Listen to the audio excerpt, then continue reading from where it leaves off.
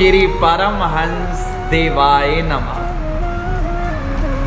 आज हम अपने सद्गुरुदेव भगवान जी श्री श्री 108 श्री परमहंस अवतार दूसरी पातशाही भगवान जी के अमृत वचन सुनते हैं।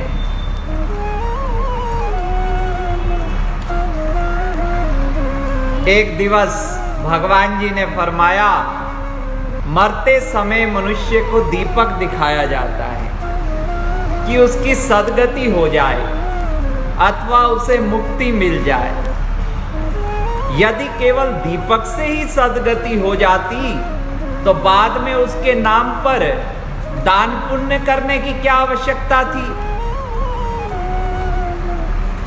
कई बार ऐसा भी होता है कि श्वास निकल जाते हैं और दीपक नहीं दिखाया जा सकता, तब गया जी में जाकर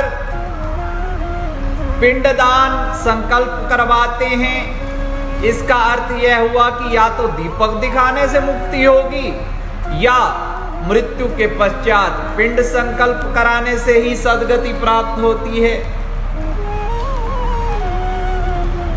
वास्तविक रहस्य यह है कि मुक्ति वाला दीपक मानव के अपने अंदर है। बाहरी दीपक तो उसका प्रतीक है। आंतरिक दीपक जलाने के लिए समय के संत सद्गुरु से नाम उपदेश लेकर उसकी कमाई करो। सहज समाधि भजन अभ्यास द्वारा आंतरिक दीप जलाओ। बाहरी दीपक दिखाने का प्रयोजन केवल इतना ही है कि मृत्यु समय यदि ख्याल किसी बाहर की वस्तु में चला गया है तो बाहर वाले दीपक को देखकर आंतरिक दीपक का ध्यान आ जाए और मनुष्य बाहरी पदार्थों से अपनी सुरति को समेटकर भजन अभ्यास में लगाए। जिसने योग अभ्यास से अपनी सुरति को समेटकर भजन अभ्यास में लगा लिया उसका बेड़ा पार हो गया। जिसने अपने सुरति को समेटकर भजन अभ्यास में लगाने का ढंग नहीं सीखा, सतगुरु से नाम उपदेश नहीं लिया, वह भला इस रहस्य को कैसे जान सकता है। प्राचीन ऋषियों ने इस परंपरा को इसी उद्देश्य हेतु ही प्रचलित किया था, परंतु अब तो केवल यह साधारण प्रथा ही बन गई है कि यदि मृत्यु समय श्वास निकलने से पहले दीपक दिखाया गया तो सभी यही समझते हैं कि उसे मोक्ष मिल गया। मृत्यु के पश्चात ही मोक्ष मिल सकता है, यह सर्वथा असत्य तथा अज्ञानता है। भगवान जी फरमा रहे हैं कि मोक्ष जो है वो जीवन काल में विकारों से, इच्छाओं से, वासनाओं से मुक्ति का नाम ही वास्तविक मोक्ष है। यदि केवल दीपक दिखाने से ही मोक्ष मिल जाता तो भजन अभ्यास, व्रत, दान, शुभ कर्म करने की कोई आवश्यकता ही ना पड़ती। सभी इसी प्रथा के अनुसार ही मोक्ष प्राप्त कर लेते। मोक्ष तो जीवन काल में ही इच्छाओं एवं वासनाओं पर काबू पाकर भजन अभ्यास की कमाई से आत्म साक्षात्कार करके ही प्राप्त हो सकता है। वास्तविक मोक्ष इसी का नाम है और जीवन मुक्त भी वही मनुष्य है जिसने जीवन काल में आंतरिक ज्योति का साक्षात्कार कर लिया। प्राचीन ऋषि मुनियों ने क्या ही सरल उपाय जीव को समझाने के लिए बताए, परंतु दुनिया के लोगों ने इसका मतलब कुछ और ही समझ लिया।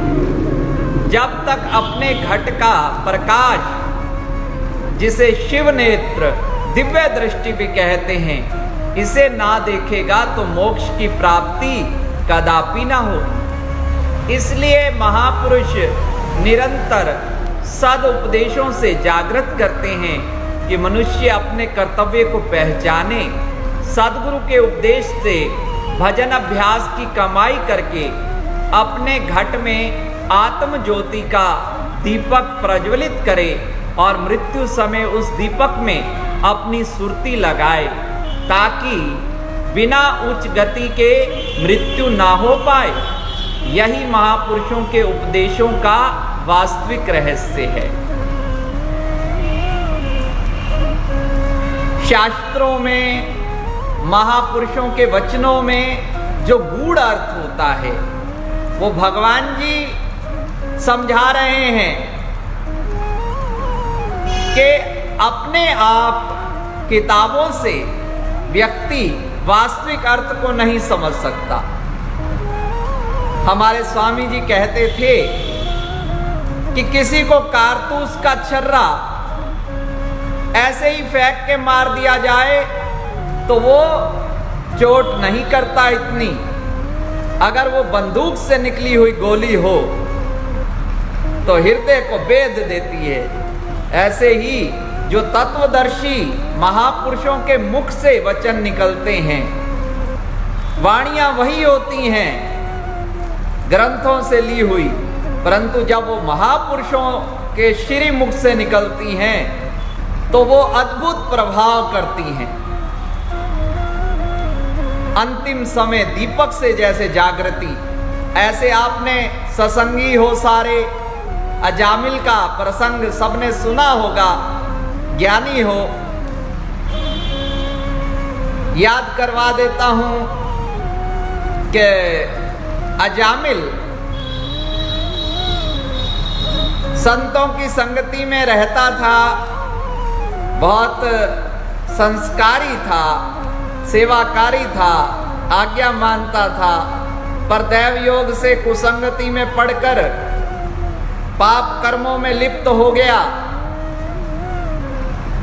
तो महापुरुषों ने कहा भाई अब इसका उद्धार कैसे करें। युक्ति लगाई, उसको आज्ञा दी कि भाई तू अपने पुत्र का, जो नवजात शिशु है, इसका नाम नारायण रख दे। उसने आज्ञा मान के नारायण रखा। तो मरते समय वो यद्यपि अपने पुत्र को पुकार रहा था नारायण नारायण नारायण, तो भी उसकी गति हो गई। जहां अंत समय हमारी सुरती होती है, वैसे ही हमें गति मिलती है। यम यम वापी स्मरण भावम त्यज त्यंते कलेवरम तम तमे वहति कौंतये सदा तद भाव भाविते अंत काले चैममेव समरन मुकत्वा कलेवरम यह प्रयाति स मद्भावम याति ना सत्यत्र संशय। जिसको स्मरण करते हुए कलेवर का त्याग किया जाता है, उसकी प्राप्ति होती है, उसके लोकों की। जो मेरे ध्यान में, भगवान कहते हैं, जो मेरे ध्यान में अपनी देह त्यागता है उसका पुनर्जन्म नहीं होता, वो मुझ में ही समा जाता है। तो भगवान जी यही प्रार्थना है कि सदा आपके वचनों का स्मरण बना रहे, आपकी याद बनी रहे। जब अंत काल आए मेरा तो सामने दर्शन हो तेरा, बस यही प्रार्थना है। श्री परमहंस शरणं गच्छामि।